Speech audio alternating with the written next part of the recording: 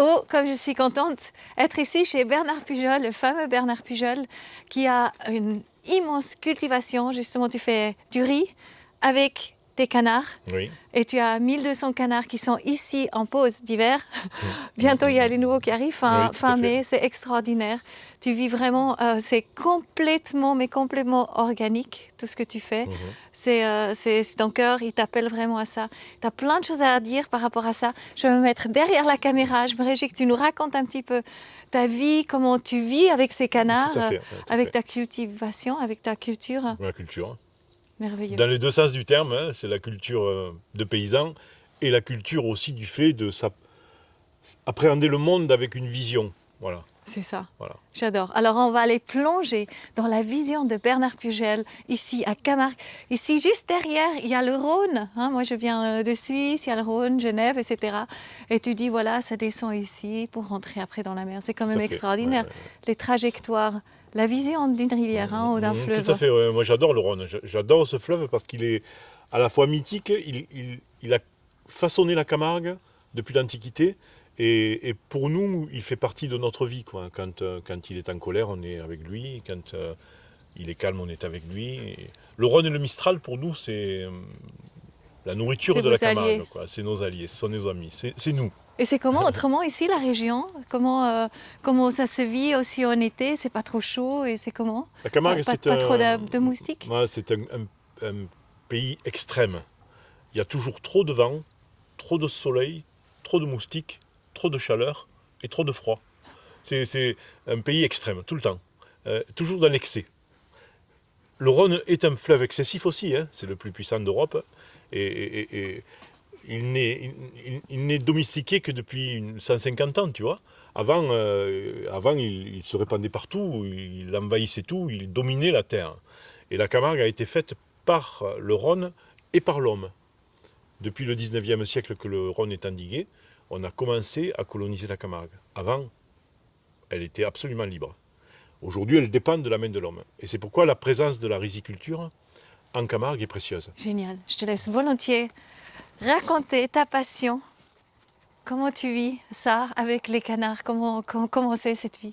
Alors, la première des choses, c'était d'être un agriculteur vraiment en harmonie avec son territoire. Et moi, j'ai toujours fait du riz. Hein. En 2021, ça fait la 33e année que je fais du riz. Tous les étés, j'ai cultivé du riz. Je suis arrivé en Camargue en 1988. Je suis né à quelques kilomètres de Montpellier. Et je suis arrivé en Camargue en 1988. Et j'avais jamais vu du riz que dans la paella. Et je me suis retrouvé à la tête d'un domaine oui, c'est fou. On ne s'imagine pas que le riz puisse venir de là. Tu as même dit qu'il y a le riz qui pousse en Tessin, en Suisse. Oui, tout on à fait. On n'est pas au courant. Tout à fait. Je suis en relation avec des jeunes agriculteurs suisses qui ont vu notre expérience de riz désherbé par les canards et qui ont été touchés par cette initiative et se sont dit, tiens, si on faisait du riz en Suisse. Alors ils sont venus, on a discuté je les ai conseillés et ils ont... depuis 3 ans maintenant, ils font du riz et c'est vraiment une réussite. Hein. Ils n'en font pas beaucoup, mais c'est vraiment une réussite. Hein. Raconte-nous comment... Parce qu'en fait, moi, j'arrive encore de la peine à m'imaginer parce qu'il faut tellement d'eau. Oui, alors le riz, c'est une plante tropicale. Ce n'est pas une plante aquatique, mais c'est une plante qui vit dans l'eau parce qu'elle se sert du plan d'eau comme d'une sorte de régulateur thermique. Dans l'eau, c'est comme nous quand on prend un bain. On est bien, la température est constante. Et on reçoit l'énergie de l'eau chaude pour se détendre. Bien, la plante de riz, c'est pareil. Quand la rizière est pleine d'eau, la journée, le plan d'eau se chauffe, et la nuit, le plan d'eau restitue la chaleur aux plantes. Donc en fait, la plante de riz est à température constante. Elle n'est pas soumise aux excès du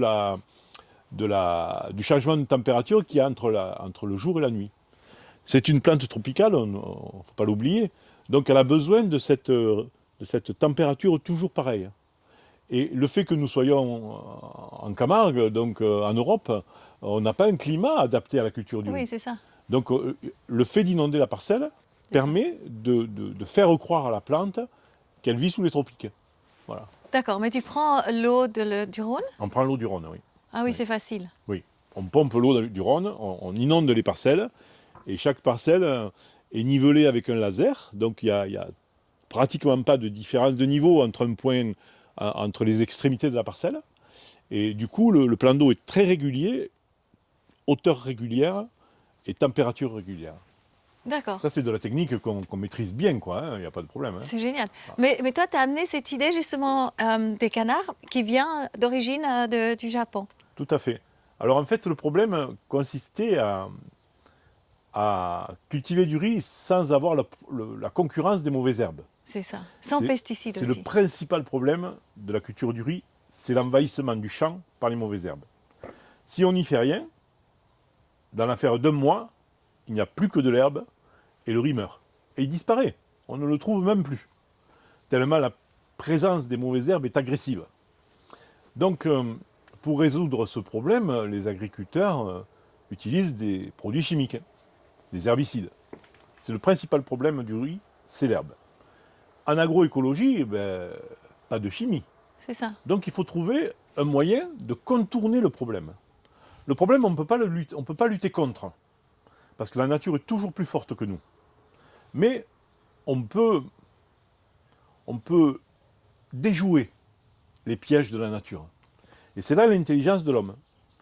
Et dans un système tel que le nôtre, on a utilisé la compétence d'un petit oiseau, le canard, qui adore les mauvaises herbes qui poussent dans la rizière, mais qui déteste le riz. C'est vous, ça? Donc, en plaçant des canards dans le champ de riz, Oui. eh ben, le canard vit sa vie de canard, il se promène, Voilà. avec ses pattes, il fouisse le sol, avec son bec, il fouisse le sol, et déracine les mauvaises herbes, et se nourrit de leur feuillage. Donc, par son activité, le canard va nettoyer le champ de riz. Parce que la plante de riz ne l'intéresse pas. Elle n'est pas bonne, elle est siliceuse, elle est dure. Donc, il la néglige. Il peut des fois tirer une feuille, mais les dégâts sont extrêmement minimes. Donc, l'intelligence du paysan, en agroécologie, de la façon dont nous le faisons ici sur la propriété, on a utilisé la compétence d'un petit animal au service de l'objectif de l'homme. Et c'est là qu'on voit que l'agroécologie, c'est une technique qui fait que l'homme, dans le jardin, devient un petit peu celui qui organise le vivant. Il est l'organisateur du vivant. Alors que dans l'agriculture moderne, entre guillemets, hein, l'agriculture industrielle, Il contrôle. l'homme est le dominateur du vivant. Il veut imposer sa vue au vivant. Oui. Dans l'agroécologie, c'est totalement l'inverse. L'homme est intégré dans le vivant et... Au service du vivant. Quelque part, oui. L'homme devient le serviteur du vivant. Bon, moi, quand je me suis engagé dans l'agroécologie, pour pouvoir penser, concevoir un système agricole respectueux de l'environnement, la technique ne suffit pas. Il faut au préalable avoir des convictions personnelles, tu vois. Qui sont? C'est compliqué, c'est toute une vie. C'est toute une vie en fait. Moi, quand j'étais gamin, j'adorais Lanza del Vasto. Je ne sais pas si tu connais Lanza del Vasto, c'est un philosophe qui a côtoyé Gandhi, qui vivait. Ils ont créé une communauté non violente, avec beaucoup d'agroécologie, mais c'était dans les années 70, donc il y a longtemps, quoi. Et moi, j'étais gamin et j'étais fasciné par ce type, hein. Un personnage à la fois doux et fort. Et je me suis dit, mince, ce gars-là, il va t'inspirer. Et puis aussi les chanteurs de l'époque, hein. Georges Moustaki. Moi, j'adore Georges Moustaki. Et quand j'étais gamin, je chantais Il y avait un jardin qu'on appelait la terre, tu sais. C'est une très belle chanson.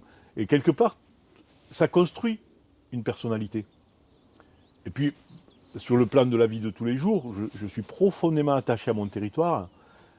J'adore la langue provençale, j'adore les traditions provençales. Et c'est une terre ici qui est très catholique, tu vois. Mais c'est pas une religion angoissante ou oppressante. C'est une religion douce qui fait que dans la terre de Provence, en Camargue, les premières traces du christianisme sont arrivées ici, au Sainte-Marie de la Mer. Quelque part, même si c'est une légende, c'est pas grave, on s'en fout. Elle est tout près, la Sainte-Marie-de-la-Mer? Oui, à 30 km, au bout du Rhône. Hein, il suffit de suivre le Rhône, pof, on arrive. Les saintes femmes sont arrivées ici, en Camargue. La première fois qu'on a entendu parler de christianisme, c'est ici, en Camargue. Donc, quelque part, cette terre, Elle est bénie. C'est pas qu'elle est bénie, mais elle porte en elle des valeurs très, très profondément enracinées dans une tradition. Et cette tradition, si on la vit pleinement, elle ne peut pas se concevoir sans un respect de ce qui nous entoure. Et le fait de faire le métier de paysan, en vivant ses propres valeurs profondes, fait que ce métier, tu ne peux pas le faire en ayant une pensée de destruction ou de domination. Tu es obligé de le faire en te mettant au service de ce qui t'entoure. D'ailleurs, moi, je suis passionné d'écologie. En grec, écologie, oikos, logos, ça veut dire parler ensemble de la maison commune. Oh là. C'est ça que ça veut dire. C'est vachement important. Ça ne veut pas dire qu'on ne va pas révolutionner le monde. On fait simplement, on parle ensemble de notre maison commune. Et on se soucie d'elle. Alors, quand on fait son métier de paysan, avec tout ce bagage culturel, intellectuel, nécessairement, on ne le fait pas comme un simple métier. On le fait comme on C'est un vit. engagement. Voilà. C'est un engagement. Voilà, c'est un engagement. Et du coup, le fait de faire du riz avec des canards, c'est un peu le hasard. Hein. C'est l'occasion qui a fait le larron. Mon fils aîné est allé au Japon et il est compagnon tailleur de pierre. Et il a vu là-bas, par la fenêtre du train, des canards au milieu des champs de riz. Il s'est un peu renseigné et il a vu que c'était une technique. Hein. En rentrant à la maison, il me dit « Papa, j'ai vu un truc génial, les Japonais utilisent des canards pour désherber leur rizière, fais-le !» Oh. Qu'est-ce que c'est cette histoire encore? Je vais voir sur Internet. Et tu vas en Japon? Non, je ne suis pas allé au Même Japon, pas. je suis allé voir sur Internet. Je trouvais ça génial. Et en 2011, je me suis dit, tu vas faire l'expérience. Waouh. Et comme j'avais une bonne connaissance de mon métier, Mais tu n'avais pas du tout le riz encore, on est d'accord? Si, je connaissais bien le riz. Ah, tu avais déjà la culture? Oui. D'accord. Je fais du riz depuis 1988. D'accord. Et les premiers canards, c'était en 2011. D'accord. Donc j'avais déjà 25 ans de riz derrière moi, quoi. Hein. Et c'est grâce au fait que j'avais 25 ans de riz derrière moi que je me suis dit, on va pouvoir revisiter le métier Oui. pour pouvoir introduire cette méthode. Parce que le fait de semer le riz tel qu'on le fait en Camargue, ça rajoute une complication technique au processus. Le fait au Japon, ils repiquent le riz. Donc la terre est propre, parfaitement vide, de mauvaises herbes, et avec une petite machine, toc, ils vont planter les plants de riz. Nous, en Europe, c'est différent parce qu'on a des coûts de production plus élevés. Donc, du moins, on a des prix de vente plus faibles, beaucoup plus faibles que les Japonais. Donc, on est obligé de réduire les coûts de production. Et la technique du repiquage est une technique coûteuse. Donc, la culture du riz n'est pas rentable si on repique. Donc, il faut continuer à faire du semis. Mais pour avoir une bonne maîtrise du plant de riz en agroécologie, il faut revisiter complètement la technique. Et donc, au lieu de semer le riz dans l'eau, je le sème sans eau, comme du blé. Ok. Et je le fais pousser pendant 1 mois sans eau. Pas d'eau, pas d'herbe. Oui. Pas d'eau, pas de prédateurs, de ravageurs qui vont vouloir détruire le plant de riz. Il y en a plein. En agrochimie, ils utilisent des insecticides pour lutter contre les ravageurs. En agroécologie, il n'y en a rien. Donc, Même pas des oiseaux? Non, les oiseaux, ils ont une action limitée. Hein. Mais quand il y a un problème de ravageurs dans une jeune rizière, en 36 heures, les insectes ont tout mangé. Donc si on met de l'eau, on génère l'apparition de ces ravageurs. Sans eau, on empêche les ravageurs Et tu d'arriver. plantes quand? Et on plante fin mai. Fin mai, ouais. On le sème fin mai. Et du coup, on utilise ces techniques différentes, hein, le semis à sec, sans eau, Tu le plantes avec le tracteur? avec le tracteur, oui, avec le semoir, comme pour du blé, hein, pareil, D'accord. pareil. Ça coûte pas cher, en fait. Oui. Ça coûte pas cher du tout. Mais c'est compliqué à mettre en œuvre parce que ça demande un soin particulier à la préparation du sol. Mm. Il faut que la graine sans eau puisse germer, pousser, et quand elle atteint le stade 3 feuilles, j'inonde la parcelle, Mm. parce qu'à ce stade-là, la plante de riz, Mais elle peut pousser sans rien du elle tout? peut pousser sans eau. Waouh. Parce que dans sa mémoire génétique, elle a la capacité d'avoir 2 systèmes racinaires. Un système racinaire adapté au milieu inondé et un système racinaire adapté au milieu sans eau. C'est pourquoi on trouve des rizières dans des montagnes, sur des étagères, là, comme en Chine ou en Thaïlande. Il y a très peu d'eau dans ces rizières-là, parce que c'est l'eau de la pluie, mais la plante est capable de vivre sans eau. Tous les riz pluviaux sous les tropiques poussent avec l'eau de la pluie, c'est tout. Ils n'ont pas de plan d'eau au pied. Ça, c'est parce que la plante, dans sa mémoire génétique, elle a les 2 options. C'est l'agriculteur qui va lui donner comme consigne de développer tel système racinaire ou tel autre système racinaire. Donc au début du cycle du riz, ici, je fais pousser le riz sans eau, donc il va mettre des racines adaptées au milieu sans eau, mais au stade de 3 feuilles, je l'inonde, et là il va fabriquer un nouveau type de racine qui va être adapté au milieu inondé. Le stade est important de 3 feuilles parce que à partir du stade de 3 feuilles, le riz va déterminer quel sera son biotope définitif. Donc il ne faut pas se rater. Il faut lui donner la bonne information au bon moment pour qu'il puisse fabriquer les bonnes racines. C'est que de la technique, hein, mais ça marche très très très bien. Parce que la plante est assez... Connaître le vivant. C'est une plante magique, le riz. J'adore cette plante. C'est vrai que c'est une plante un peu bizarre, hein, qui vit dans l'eau, qui n'est pas une plante aquatique, mais qui vit tout le temps dans l'eau, qui peut vivre dans l'eau. En fait, elle a des racines creuses. Et l'oxygène passe dans le cœur de la racine. Et donc, elle peut vivre dans le milieu inondé. Les plantes normales ne vivent pas sous l'eau, à part dans la mangrove. Mais toutes les plantes normales ne vivent pas quand il y a trop d'eau. Alors, donc, du coup, en fait, ce n'est qu'une série d'adaptations du comportement des plantes. Et l'agriculteur devient, en fait, l'organisateur de tout ce vivant. Et les animaux qui viennent se rajouter là-dedans, les canards, font partie de cet ensemble. Organisme vivant, on peut Absolument, dire. Oui. absolument. Alors le canard, c'est plus compliqué parce que c'est pas un végétal, c'est un animal. Donc il a un comportement social, il se manipule en troupeau, il a sa façon de penser, son goût, ses idées. Et du coup, il faut adapter le biotope au comportement des animaux. Donc l'espacement entre les lignes de riz, pour que les canards se sentent à l'aise. Le niveau d'eau, des zones refuge, pour les protéger des prédateurs. Voilà. C'est toute une organisation qui fait qu'au bout d'un moment, les animaux présents, se sentent bien, quoi. Ils sont heureux. C'est comment ces zones refuges? Alors, pour les zones refuge, j'ai fait des îles au milieu des champs de riz.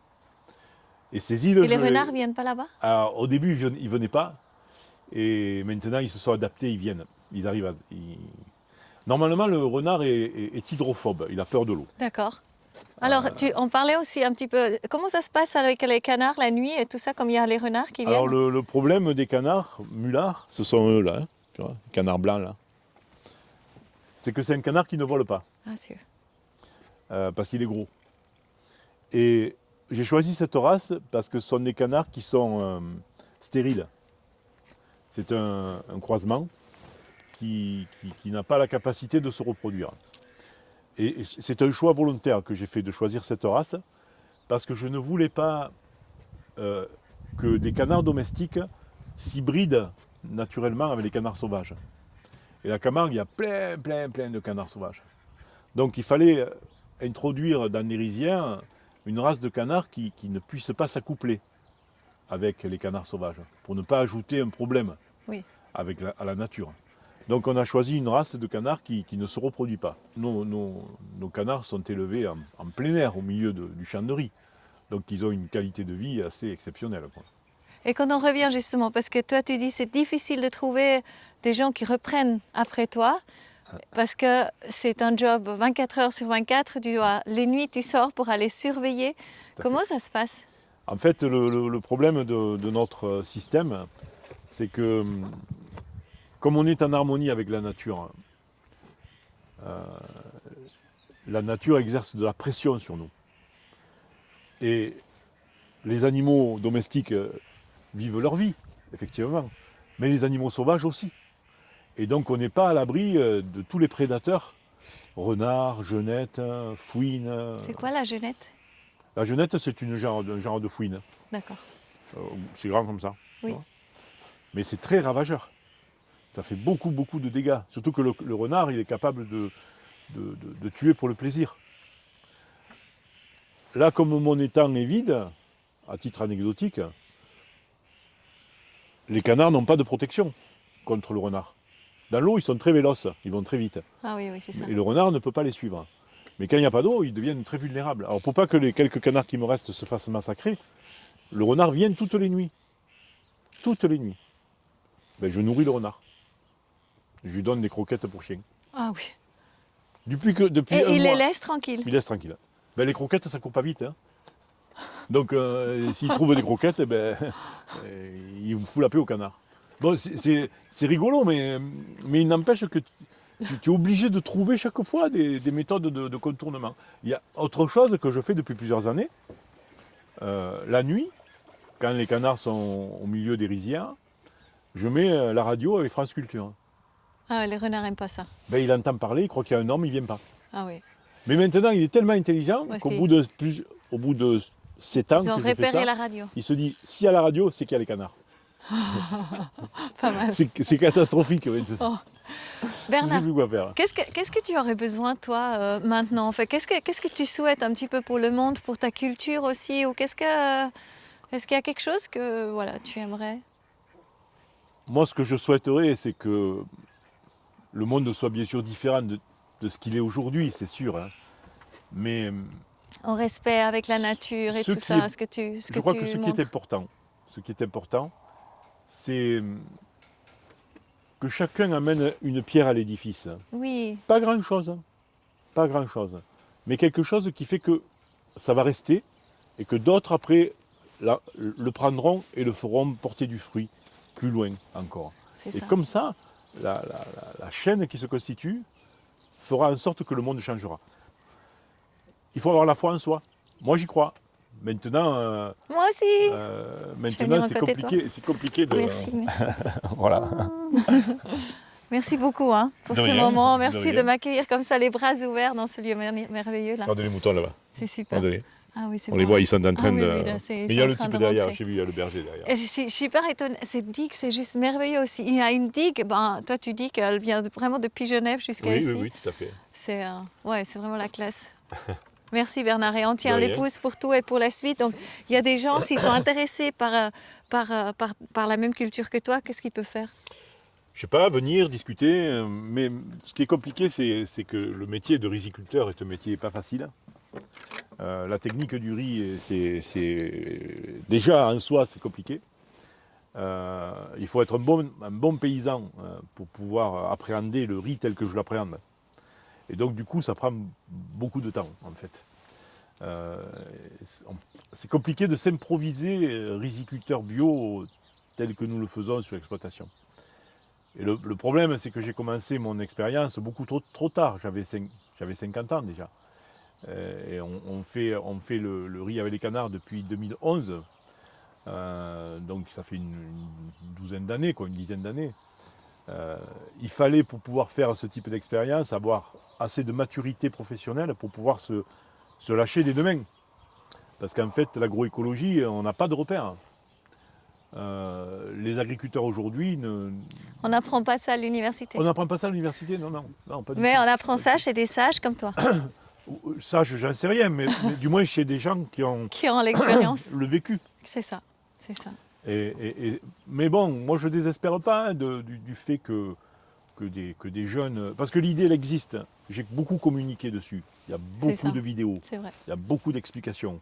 Donc techniquement, le mode opératoire tel que je l'ai mis au point sur mon exploitation, il peut être reproduit par d'autres. C'est gratuit en plus. Hein. Donc c'est très facile à faire. La seule contrainte, c'est que C'est son engagement. ça demande Ouais, un investissement c'est ça. très, très, très fort. Quoi. Ouais. C'est ça qui est un Et peu, des nuits pas et des calmes. nuits, parce Ouais, que ouais. quand il faut surveiller les canards, ben, il faut les surveiller. Mais voilà. comment on peut s'imaginer, juste pour peut-être clôturer aussi avec les nuits, comment on peut s'imaginer ça la nuit tu te lèves toutes les nuits pour aller voir ou tu... Mhm. Et En fait, je mets des caméras la nuit, des caméras thermiques, Oui, qui me donnent l'heure de passage des renards. d'accord. Et le renard change d'heure constamment. En fait, il change d'heure par rapport à l'homme, parce qu'il ne veut pas rencontrer l'homme. Donc, si tu lui fous la paix, il viendra tous les jours à la même heure. Ah oui, d'accord, ok. Mais si tu le contraries, il va changer d'horaire. Oh, ok, ok. Donc la caméra me permet de voir les heures de passage. Voilà, c'est Moi, ça je l'idée. viens, je me le réveille, je me lève la nuit au moment des heures de passage, je l'effarouche, je lui fais peur, avec une lampe électrique, je lui cours après, avec le chien, il s'en va. 24 heures après, il ne revient plus, mais au bout de 36 heures, il va revenir en ayant modifié son horaire.